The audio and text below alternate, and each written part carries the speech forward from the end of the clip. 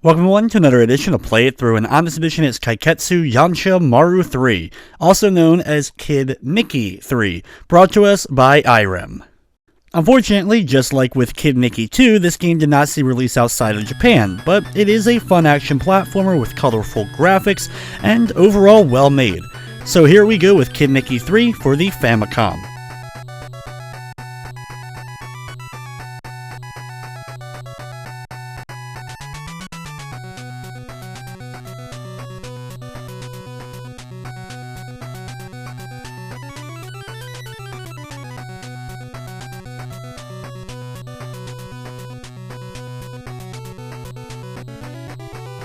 Of course, I am playing a translated ROM version of the title, so all the dialogue for the characters and the story and all that is in English. After we get to our title screen, we start up the game and we get control of our main character. You'll notice quickly there's a difference here with this game, just not only from its look and style, but also the way we're going to be taking out some enemies.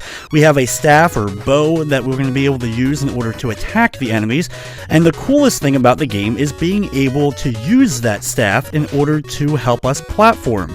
By attacking it with walls, we're able to spring upwards and do a kind of a flip action in order to get up to higher areas.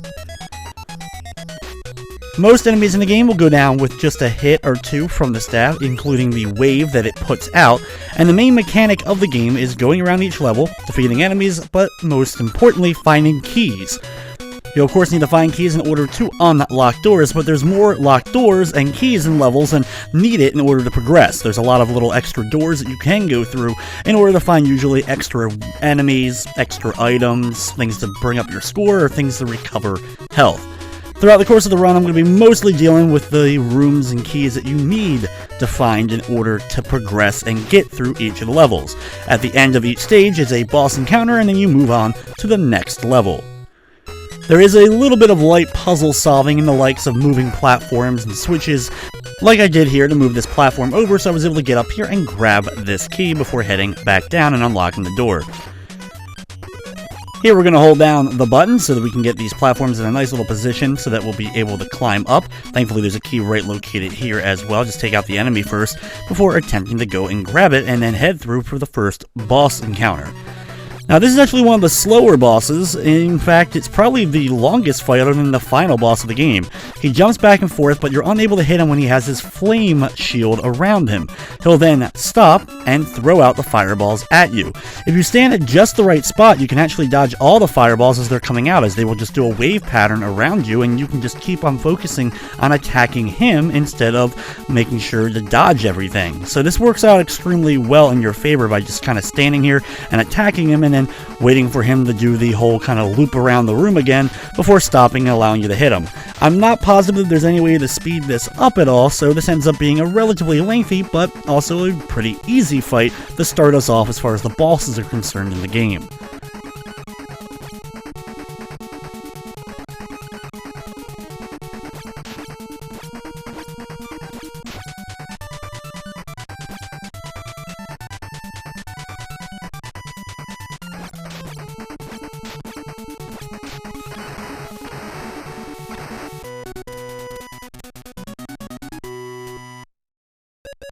At the end of a stage, all the remaining health that you have will be racked up into bonus points, and then you'll also get a calculation of the other items that you were able to find. If you get enough, though, you will get a bonus, though it's not something usually I concern myself with, as I'm more focused, of course, on getting through the levels. Now, Level 2 introduces quite a few new enemies, including one enemy in particular that probably would not have made it over to the North American version had they decided to do it, and that's the statues that, well, they pee at you. Now, of course, they're based on the statues in fountains that have, like, a kid, usually, peeing into the waters of the fountain. I've always find them a bit odd. I don't know why they decided to make that an enemy in this game, but they did, and it's even equipped with, a nozzle of some sort that's able to spray you with the water. But either way, you can just attack him from a distance usually. It takes multiple hits to take out each of these statues, but they can be pretty annoying. A little bit into the level though, we will drop down into the water below, have to watch out for sharks, and then make our way over here. Jump up out of the water and climb all the way up for a little bit of extra health. And then what we're going to do is a big leap over to the right onto the platform with the statue, but we're going to have to take out the statue first to do so. It doesn't quite seem like you can make the jump, but if you do a running jump, you're able to just barely make it, and that's the only way you're able to get up.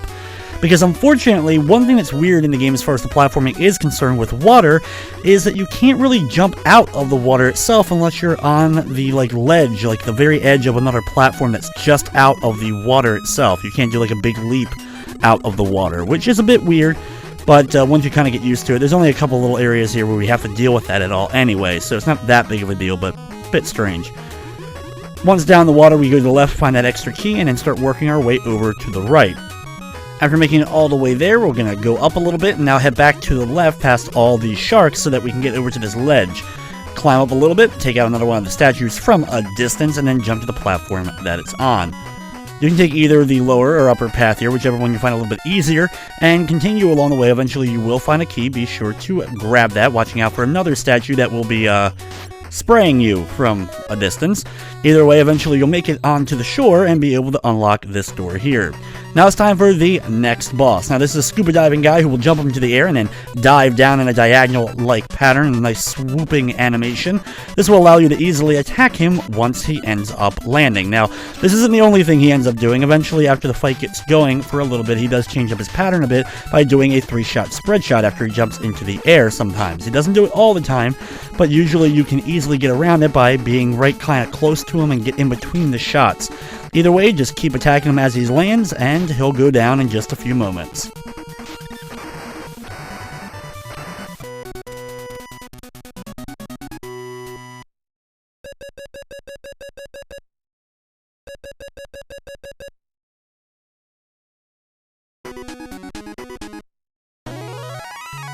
Level number 3 introduces some new enemies to us, including an eggplant and flying bananas, though none of it's as strange as that statue we saw in level 2. Be sure to grab that first key and then head through the locked door. Now, when you make it through here, you'll see a stream down below. Now, of course, it's going to push you in the direction that it's flowing, so don't drop into it quite yet. Go a little bit along the platforms, eventually dropping in, but be sure that you're holding right and jumping consistently, as this will allow you to get through.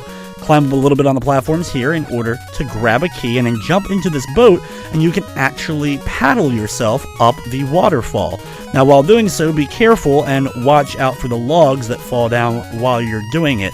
Make your way all the way up to the top, and eventually you'll be able to jump out of the boat and unlock this door here. Now, this is a little bit of a complicated maze-like setting. We're going to drop down first and grab this key before heading back all the way down.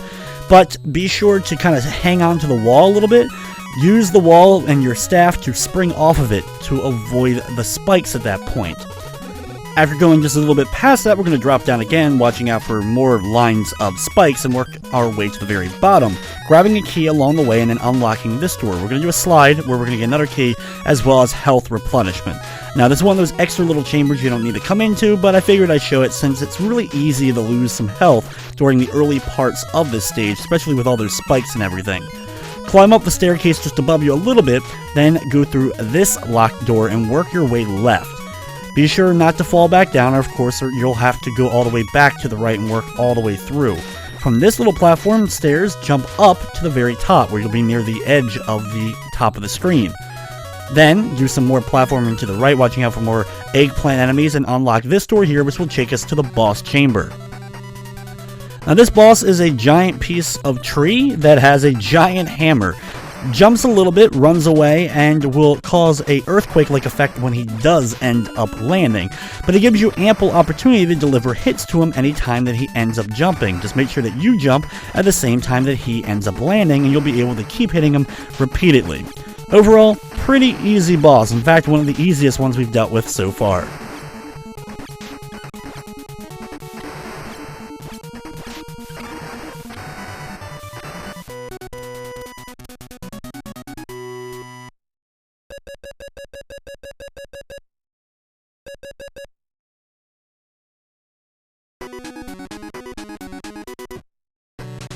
Stage number 4 is a desert-themed level. There's going to be sand set up that you can fall into, so be careful of that. Usually I like to do a lot of jumps in order to make my way through it a bit quicker. There's armadillo enemies that have guns in this level, and easily one of my favorite enemies just because they're armadillos and they're cool. They will like kind of peek out, kind of like Matools in Mega Man, where they kind of like in their shell and then they kind of pop up and fire their bullets, and then they'll go right back into the protection, so you only have a couple of seconds in order to hit them before they end up retreating. Work your way along a series of clouds. There is some fans during this segment that can kind of push you away, but just keep platforming. Some of the clouds, colored a little bit differently, as you can see around their edges, will fall when you land on them, so you want to quickly jump off of them where you're going in order to avoid kind of falling down and sinking. Now here's an example of one that we do want to sink down on just a little bit, so we can land on this cloud and unlock this door. Fall all the way down to the very bottom while holding right on the D-pad so that you can land here, activate this ball or circle, and then use it to jump up over the wall.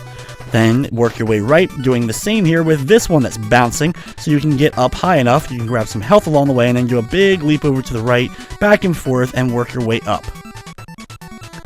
Up here you have a series of clouds in a row that you'll have to jump on as they're falling, but your goal is that key, and then head back to the right. Use another cloud to kind of sink a little bit, unlock this door, and it's time for the next boss encounter. Now this ninja-like guy will play music for you, and music notes are pretty deadly. Jumps all around, giving you opportunities to hit him, and it won't take long to drain his health, but it's a little bit trickier to dodge him as he's jumping all around. Sometimes he'll stop and do a tornado-like motion that will go all the way around the room, but since he has a lot of chance to hit him, he usually goes down pretty fast.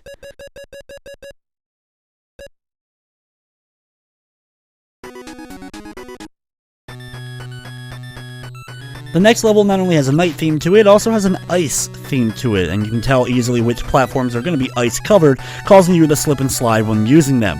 There's also the missiles that will come towards you, as well as some other new enemies, including the penguin-like guys, which are also pretty cool, though I like the armadillos a little bit better. Watch out for the spikes so you don't accidentally slide into them. There's a couple of like walls lined up pretty early on in the level that may be a little bit of a nuisance. Use your bow or staff here to bring yourself upwards and grab the key, and then head over to the right, unlocking the door and heading in here. Drop down, there's a heart waiting for you. Grab that if you do need it before continuing over to the right. Do a big leap over the spikes, watching out for the fridge enemy. Yes, a fridge enemy. And then drop on down to the next area. Here you'll have some guys that roll around in like a bell and come towards you, but we're going to drop down and do a couple of well-timed slides in order to avoid spikes and get over here. You'll have to do a couple of your springs using the staff in order to kind of get over this wall, grab the key, and then repeat by doing some nicely timed slides to get in between the spikes. Once you have that key, head back to the right, go through the door, and slide all the way over to the far right side. Here we'll have these kind of platforms with spikes on them, moving up and down. Jump on them and use them in order to get yourself up here. Now this is a little bit tricky, but we're going to do a spring to kind of get ourselves over, though I usually always end up landing on the spikes. But this is the path that I find a little bit easier to take. Drop down, grab this key, and then use the staff to spring yourself all the way back up. Since there's health right here, it's okay that we ended up landing on those spikes while trying to get that key. Drop all the way down, and over here you're going to use your staff once again. More health, so that's nice to have. And then use this platform to get yourself upwards. Thankfully, when you're doing the spin animation of using the staff, you don't end up getting hurt. So even though the spikes do a lot of damage, thankfully we should be okay. This fight's pretty tough though. This girl's a little bit hard to judge when you're hitting her. She's basically like a figure skater-like boss who does a lot of spin moves back and forth. She'll cause ice shards to spawn on her and then shoot out left and right, which are pretty easy to dodge. You just have to time it right. But the biggest problem is hitting her, because you don't have a lot of chance a lot of the time to deliver hits. Only when she's not spinning can you actually hurt her. So this may take you a little bit of time, especially if you've taken damage during the course of the stage like I have. If you have a good amount of health going into the fight though, this probably won't be too difficult for you.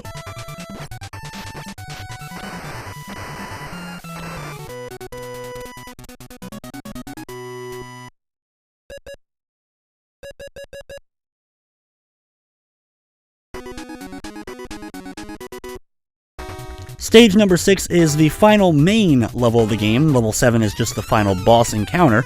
Start off by jumping our way up here to these moving platforms up and down, or to get into this little nook to find yourself the first key of the stage. Head back the way we came, and then we're going to jump up here using the bell or button here to get these platforms into a nice little position before heading up. Sometimes I just barely miss my timing with it.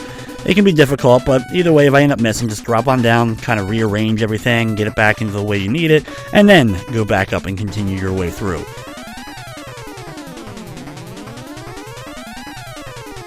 Once up here, you'll unlock the door at the very top, and then over here, you'll have some conveyor belts that, of course, will push and pull you in the direction that the arrow is facing that is on them, so it's easy to tell.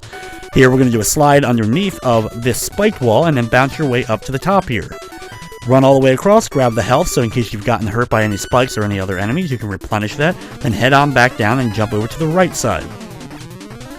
After a big fall down, even if you land on spikes, there's more health waiting for us, thankfully, and we're going to move to these up and down moving platforms.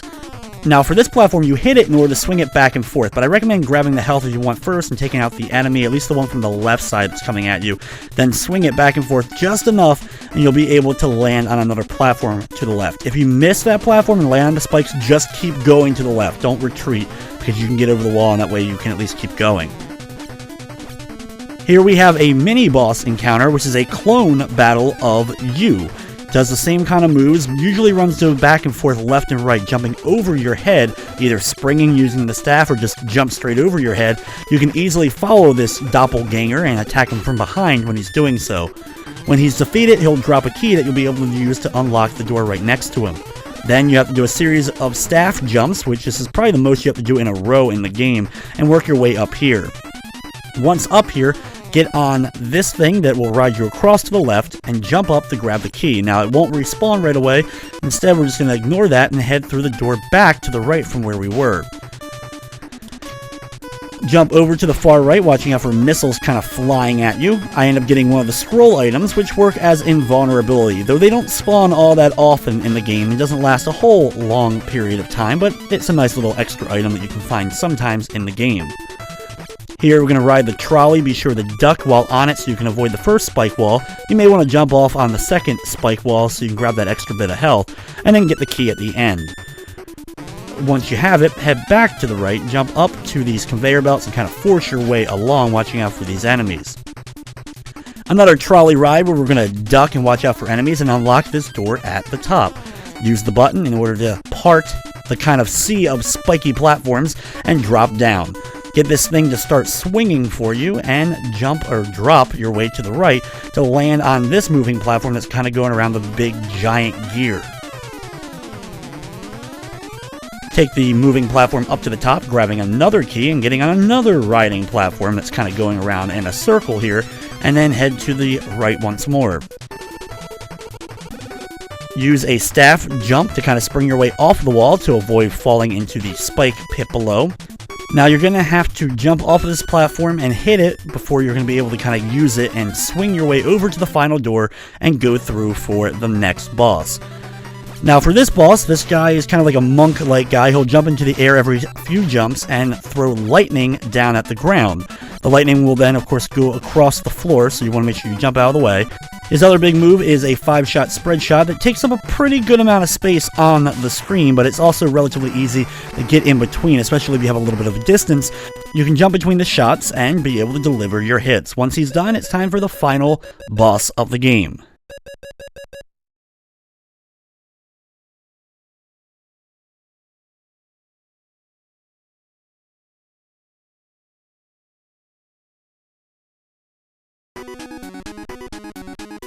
Stage number 7, just the final boss, and he has two forms. His first form will move up and down the right wall, firing out multiple spread shots.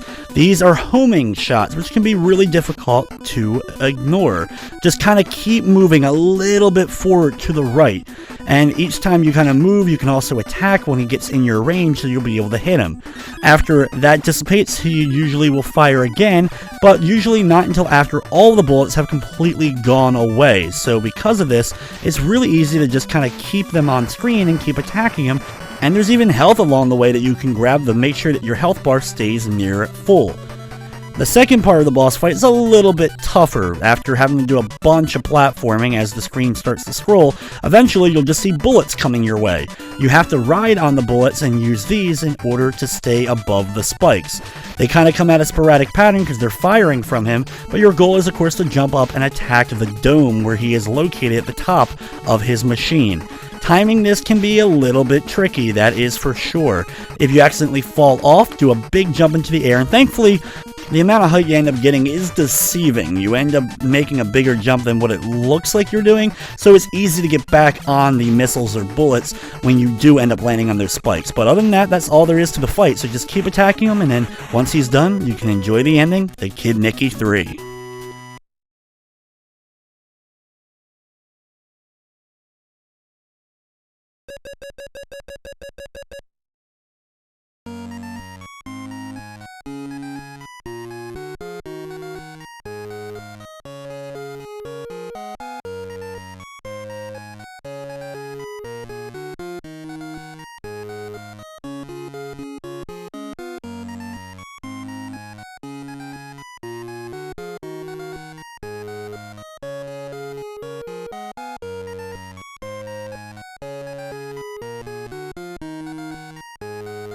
So, there you have it. That is Kid Niki 3 for the Famicom. This is a really fun little platformer that not a lot of people know about because, of course, it was Japan only.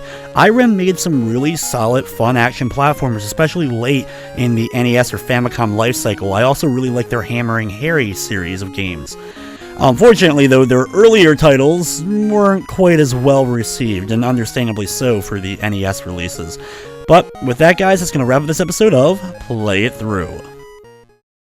Hey everyone, thanks for watching. If you enjoyed the video, consider giving a thumbs up or commenting down below. If you enjoyed this playthrough, be sure to check out some of the other ones I just recently did, including Vice Project Doom, one of the most underrated action platformers on the NES that actually came to North America, as well as I just did a bonus playthrough of DuckTales, the Japanese version. I also, of course, need to thank all the members of my Patreon. Your guys' support allows me to keep doing what I'm doing, so thank you all so much. Speaking of thanks, thank you guys so much for watching this video, and of course, I hope you enjoyed.